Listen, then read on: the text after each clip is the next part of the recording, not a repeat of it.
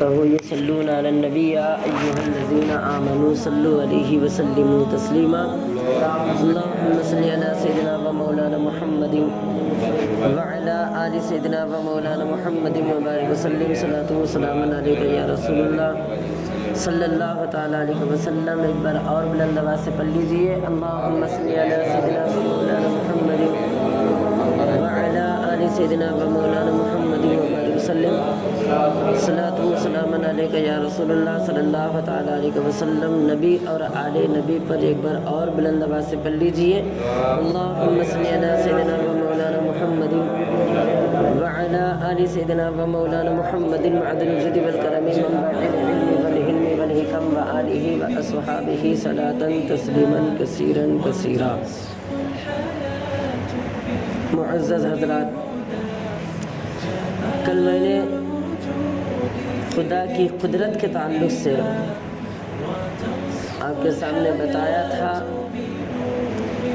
کہ مسلمان وہ ہوتا ہے کہ خدا پر ایمان لانا اور ملائکہ پر، فرشتوں پر، خدا کے پیغمبروں پر اور خدا کے کتابوں پر، آخرت میں مر کر اٹھنے پر بھی ایمان لانا ہوگا.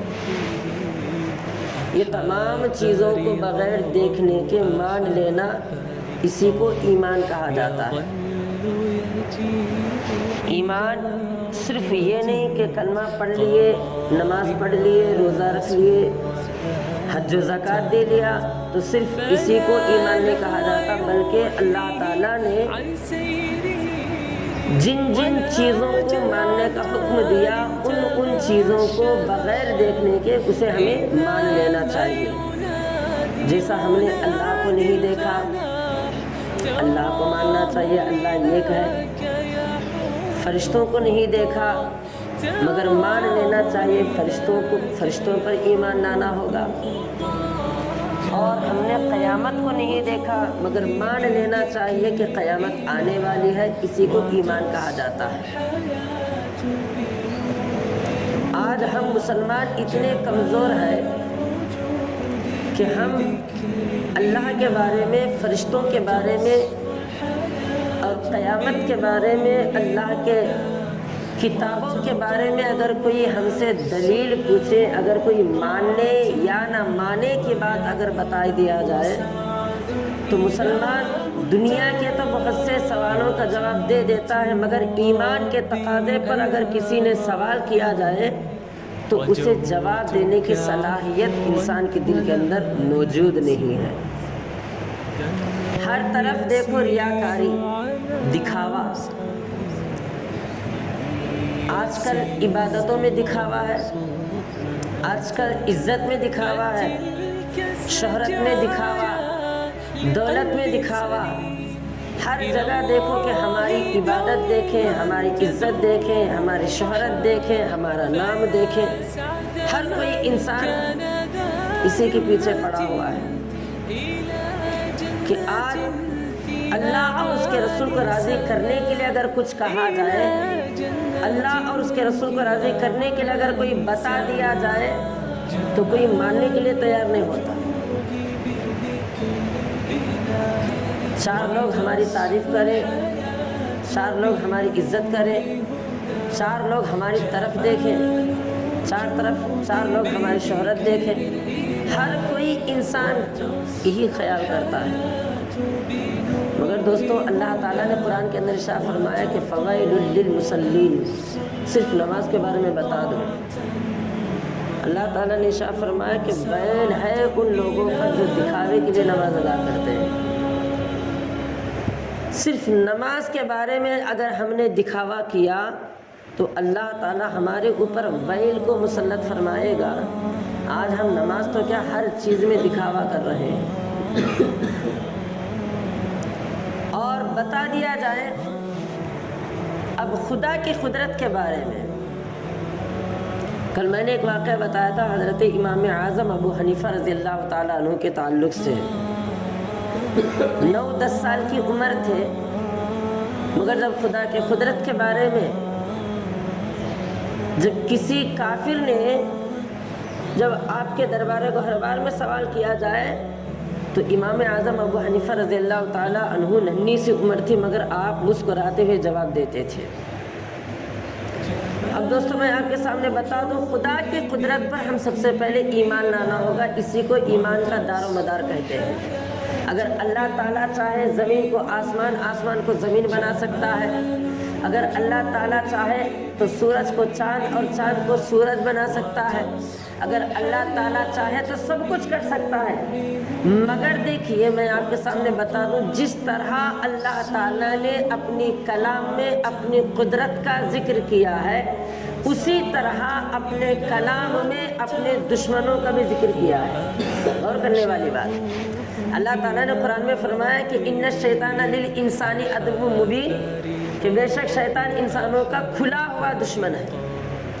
شیطان کے بارے میں جب اللہ تعالیٰ نے قرآن کے اندر ارشاد فرمایا تو کھلے طور پر کھلے کا لفظ بتا دیا گیا ہے، عدو مبین، بتایا جاتا ہے کہ کھل کر دشمن کرنے والا ہے شیطان۔ الحمدللہ اللہ پر ہم نے ایمان لایا، اللہ کے کلام پر ایمان لایا، اللہ کے فرشتوں پر ایمان لایا، اللہ کے رسولوں پر ایمان لایا، قیامت کے دن پر ایمان لایا، قیامت کے بعد اٹھنے پر ایمان لایا، جنت پر ایمان لایا، دوزخ پر ایمان لایا، ہر ذرے ذرے پر ایمان لایا۔ مگر یاد رکھنا، جن جن چیزوں کو ہم نے مانا ہے ان چیزوں میں گمراہ کرنے کے لیے ہمارے اندر ایک نفس ہوتا ہے، ہم اس نفس سے بچنا چاہیے، ہم اس شیطان سے بچنا چاہیے۔ اب بتایا جاتا ہے شیطان چھوٹی موٹی باتوں میں بہکاتا ہے، بڑے بڑے تقاضے نہیں، صرف چھوٹی موٹی باتوں میں۔ مگر جس کے دل میں ایمان مضبوط ہوتا ہے، شیطان چاہے کتنی بھی فطرتیں پیدا کر لیا جائے، شیطان چاہے کتنی بھی ترکیب پیدا کر لیا جائے، مگر جو ایمان والا ہوتا ہے اللہ تعالیٰ ہمیشہ اس کی ایمان کو اور اس کے عقیدے کو محفوظ فرماتا ہے، مگر بچنا ضروری ہے۔ اب دوستوں میں آپ کے سامنے بتا دوں، شیطان ایسے ایسے ترکیب ڈالتا ہے۔ کل میں نے علم کے بارے میں بتایا تھا، شیطان اپنے قافلوں میں تمام جتنے ماننے والے ہوتے ہیں، جتنے شاگرد ہوتے ہیں، وہ شیطان ایک ایک شاگرد کو، ایک ایک ماننے والے کو لوگوں کی بھیڑ میں بھیجتا ہے اور ان لوگوں کو کام لگاتا ہے۔ یہ شیطان سے کہتا ہے کہ تو جا باپ اور اولاد میں جھگڑا پیدا کر، اور تو جا بھائیوں میں جھگڑا پیدا کر، رشتہ داروں میں جھگڑا پیدا کر، دوست احباب میں جھگڑا پیدا کر، اڑوس پڑوس میں پیدا کر۔ اس طرح جو بڑا شیطان ہوتا ہے اپنے شاگردوں کو کیا کرتا ہے، ایک ایک کام شیطانوں کو لگا دیا جاتا ہے، گمراہ کرنے کے لیے، لوگوں کو جہنم کی طرف لے جانے کے لیے، لوگوں کو خدا کے راستے سے دور کرنے کے لیے، لوگوں کو عبادت سے، نماز سے، روزے سے، زکوٰۃ سے، خدا کے دربار سے، خدا کے راستے سے دور کرنے کے لیے ایک ایک شیطان کو کام لگا دیا جاتا ہے کہ گھر میں جا کر جھگڑے پیدا کرنا، گھر میں جا کر فساد پیدا کرنا، دوست احباب میں فتنہ پیدا کرنا، دوست احباب میں بحث پیدا کرنا، رشتہ داروں میں فتنہ پیدا کرنا، رشتہ داروں کو بحث میں ڈال دیا جائے۔ شیطان اپنے راستے پر لینے کے لیے عبادت سے دور کرنے کا حکم دیتا ہے، اپنی طرف مایوس، اپنی طرف ماحول بنانے کے لیے پیدا کرتا ہے۔ ہر کوئی انسان کو اپنے اپنے شاگردوں کو بھیجتا ہے، مگر روایتوں میں آتا ہے اسی قافلے میں سے ایک چھوٹا سا، لنگڑا سا، ننھا سا، دبلا پتلا سا ایک شیطان تھا۔ جب ایک ایک شیطان کو اپنا اپنا کام بتایا، کہ ایک جا کر گھر میں جھگڑا ڈالے، ایک جا کر بازار میں جھگڑا ڈالے، ایک جا کر یہ کرے، ایک جا کر نماز سے دور کرے، روزے سے دور کرے، تلاوت سے دور کرے، عبادت سے دور کرے، خدا سے دور کرے، جنت سے دور کرے، اسلام سے دور کرے، مذہب اسلام سے دور کرے، قرآن کی تلاوت سے دور کرے، ذکر و اذکار سے دور کرے۔ اس طرح ایک ایک شیطان کو جب بھیجتا ہے تو آخرکار ایک لنگڑا سا، دبلا سا، پتلا سا شیطان تھا، اس کی طرف دیکھا، دیکھنے کے بعد کہا تو دبلا پتلا ہے، تیرے اندر اتنی طاقت نہیں کہ تو لوگوں کو جا کر بہکا سکے، تیرے اندر اتنی طاقت نہیں کہ تو لوگوں کی طرف جا کر لوگوں کو جنت سے دور کر سکے، تیرے اندر اتنی طاقت و قوت نہیں کہ تو لوگوں میں جا کر خدا سے دور کرے اور مجھ طرف، میری طرف اسے مائل کرے، تو کچھ کرے یا نہ کرے کوئی فرق نہیں۔ بڑے شیطان نے اس دبلے پتلے شیطان سے کہا کہ تو بہت کمزور ہے، تیرے اندر اتنی طاقت نہیں اور تو کچھ کرنے کی بھی ضرورت نہیں۔ ایک ایک شیطان کو بھیج دیا گیا ہے۔ اب ان شیطانوں کا کام ہے کہ دن بھر گھومنا پھرنا، جو سردار نے حکم دیا وہ حکم کی تعمیل کرنا، یہ تمام شیطانوں کا کام ہے۔ کسی کو نماز سے دور کر دیا، کسی کو روزے سے دور کر دیا، کسی کو عبادت سے دور کر دیا، کسی کو بحث میں ڈال دیا، کسی کو گناہوں میں ڈال دیا، کسی کو شراب میں ڈال دیا، کسی کو زنا میں ڈال دیا۔ اسی طرح ہر کوئی انسان کو گناہ کی طرف لے جانا یہ شیطانوں کا کام ہوتا ہے۔ تو آخرکار جب صبح سے لے کر شام تک پورے شیطان اپنے اپنے استاد کے حکم کے مطابق عمل کر لیا، اب عمل کرنے کے بعد دوبارہ استاد کے دربار میں آئے، دوبارہ جب استاد کے دربار میں آئے اور آنے کے بعد اب استاد نے جو بڑا سردار تھا، بڑا شیطان تھا، ایک ایک شیطان کے کارواں کو سن رہا۔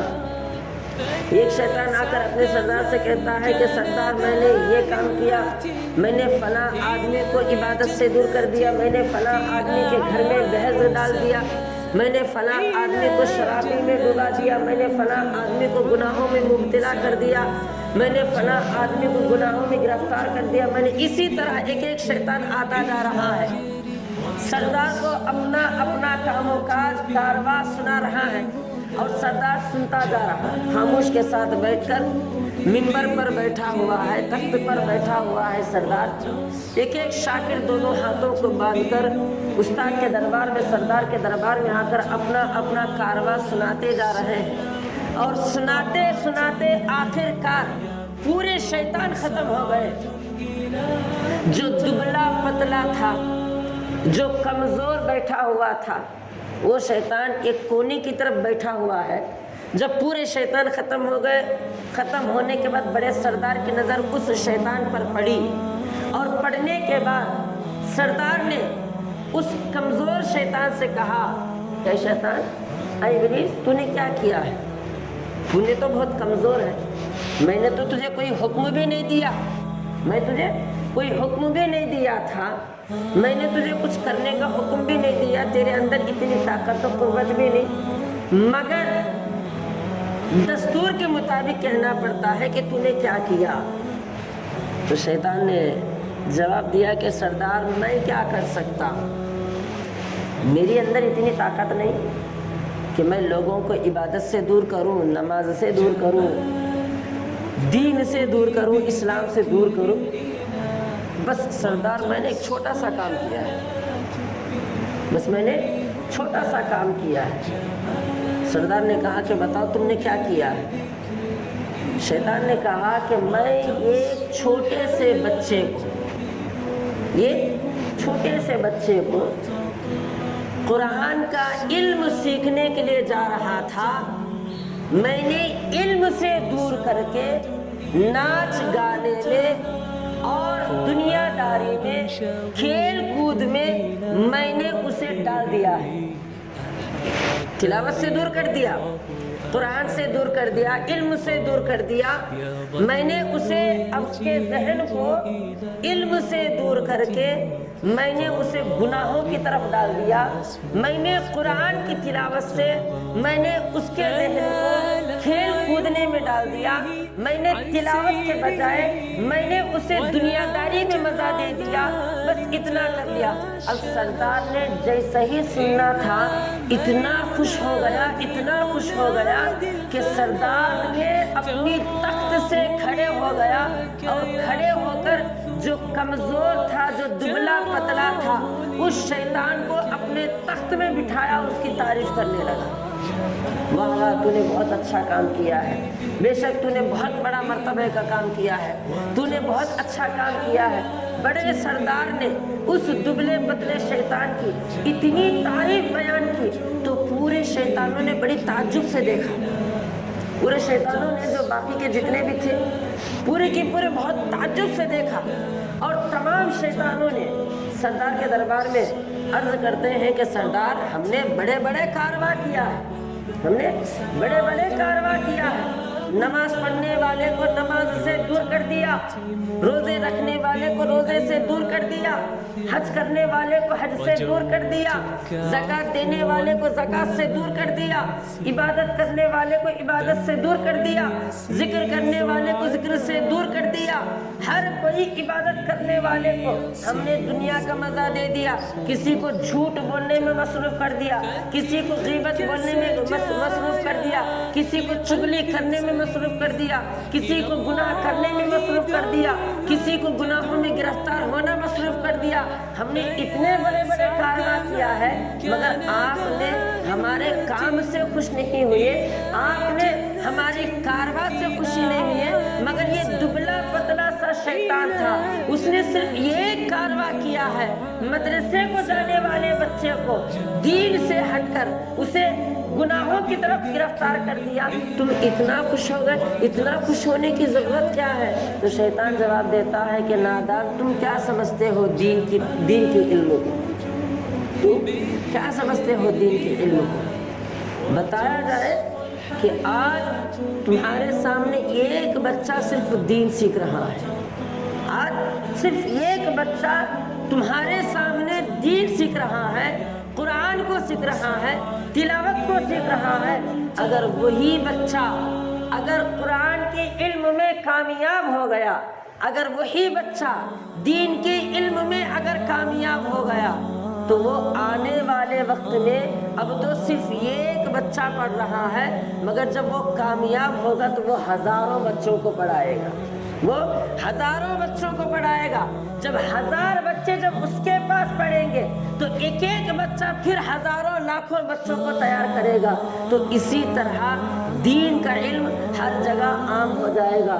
تو میرے دوستوں، میرا کہنے کا مقصد یہ ہے کہ شیطان چھوٹے چھوٹے چیزوں میں بہکاتا ہے۔ دیکھیں، علم کو بہت سے لوگ کیا سمجھتے ہیں، بھائی دین کا علم کیا ہے، تھوڑی دیر قرآن پڑھ لیا، تھوڑی دیر تلاوت کر لیا تو ختم ہو گئی بات، یہ سمجھتے ہیں۔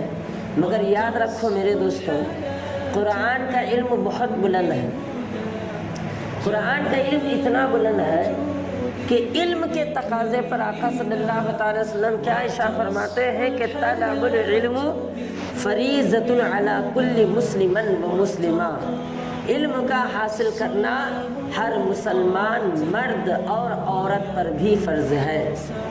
علم اللہ تعالیٰ ہر کسی کے لیے فرض بنا دیا گیا ہے۔ ایسے فرض کی چیز کو آج ہم ٹھکراتے جا رہے ہیں، آج ہم زندگی سے دور کرتے ہوئے جا رہے ہیں۔ تو دوستوں، غور کرنے والی بات ہے کہ اگر تم علم سیکھ رہے ہیں تو علم کا جذبہ ہمیشہ قائم رکھیں۔ اگر تمہارے گھر کے اندر بچے علم سیکھ رہے ہیں تو علم کا جذبہ ہمیشہ قائم رکھو۔ اگر تمہارے اڑوس پڑوس کوئی علم سیکھ رہا ہے تو علم کا جذبہ ہمیشہ قائم رکھو۔ اگر کوئی علم سے دور ہے تو انہیں علم کے بارے میں سمجھاؤ۔ اگر کوئی تلاوت سے دور ہے تو انہیں تلاوت کی فضیلتیں بتاؤ۔ اگر کوئی انسان قرآن کے علم سے محروم ہے، اسے قرآن کے علم کے بارے میں سناؤ۔ آقا صلی اللہ علیہ وسلم کیا فرماتے ہیں؟ جس نے قرآن پاک کو مکمل طور سے یاد کر لیا، جس نے قرآن پاک کو مکمل طور سے یاد کر لیا، صرف یاد کرنا ذمہ داری نہیں، بلکہ حضور نے کیا فرمایا کہ یاد کر لیا اور اس پر عمل کر لیا۔ صرف یاد نہیں بلکہ قرآن کو یاد کرنا بھی ضروری ہے اور اس پر عمل کرنا بھی ضروری ہے۔ بغیر یاد کرنے کے عمل نہیں کر سکتا، اور بتایا جائے کہ بغیر عمل کے علم چاہے جتنا بھی سیکھ لیا جائے کامیاب ہو نہیں سکتا۔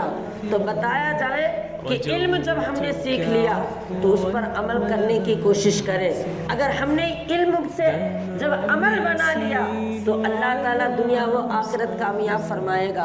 حضور صلی اللہ علیہ وسلم کیا فرماتے ہیں؟ جس نے قرآن کو سیکھ لیا اور اس پر عمل کر لیا تو قیامت کے دن اللہ تبارک و تعالیٰ ان کے ماں باپ کو سونے کا تاج عطا فرماتا ہے۔ سبحان اللہ۔ اور سونے کا تاج کیسا تاج؟ ایسا ویسا تاج نہیں۔ آج ہم دنیا کے اندر سونا دیکھتے ہیں تو یہ دنیا کا سونا ہے۔ دنیا کے سونے کو دیکھتے ہیں تو اگر کوئی انسان سونے کو دیکھتا ہے تو دیکھتا ہی رہتا ہے، اسے لذت ملتی ہے سونا دیکھنے میں، اسے ایک مزہ ملتا ہے سونا دیکھنے میں، اسے ایک اطمینان ملتا ہے سونا دیکھنے میں۔ یہ تو دنیا کا سونا ہے۔ سننا، دنیا کے اندر کوئی سونا پہن کر، کوئی سننا پہن کر اگر آ جائے تو دنیا کی نظریں دیکھتی رہتی ہے، کیونکہ سونے کے اندر لذت ملتی ہے۔ یہ دنیا کا سونا ہے۔ مگر آقا نے کیا فرمایا کہ قیامت کے دن ان کے ماں باپ کو جب سونے کا تاج پہنایا جائے گا تو وہ تاج اتنی روشنی ہوگی کہ دنیا کے سورج کی رنگت بھی اس کے سامنے شرمندہ ہو جائے گی۔ سبحان اللہ۔ یعنی اتنی روشنی ہوگی۔ دنیا کے اندر جو سورج چمک رہا ہے یہ سورج کی چمک سے بھی زیادہ وہ سونے کا ہوگا۔ اتنا بڑا مقام ہے ماں باپ کا۔ تو اسی لیے دوستوں یاد رکھو کہ میرا کہنے کا مقصد یہ ہے کہ بچوں کو دین سکھاؤ، قرآن سکھاؤ اور انشاءاللہ عمل بھی سکھاؤ۔ بچے اگر عمل سیکھنا ہے تو پہلے انشاءاللہ ماں باپ کو عمل کرنا ہوگا۔ اگر ماں باپ اگر علم سیکھ لیا جائے تو انشاءاللہ بچے بھی خود بخود عمل کر لیا جائیں گے۔ اور دوسری بات یہ ہے کہ شیطان چھوٹی موٹی باتوں پر بہت آسانی سے بہکاتا ہے، تو انشاءاللہ یاد رکھیں شیطان سے بچنا چاہیے، شیطان سے محفوظ ہونا چاہیے۔ اللہ تعالیٰ سے دعا ہے کہ پروردگار عالم ہم تمام کو صحیح معنوں میں سننے اور سمجھنے کی توفیق عطا فرمائے۔ جو کچھ بھی ہم نے سنا ہے اور کہا ہے انشاءاللہ ہم تمام کو عمل کی توفیق عطا فرمائے۔ وآخر دعوانا ان الحمدللہ رب العالمین۔ کھڑے ہو جائیں۔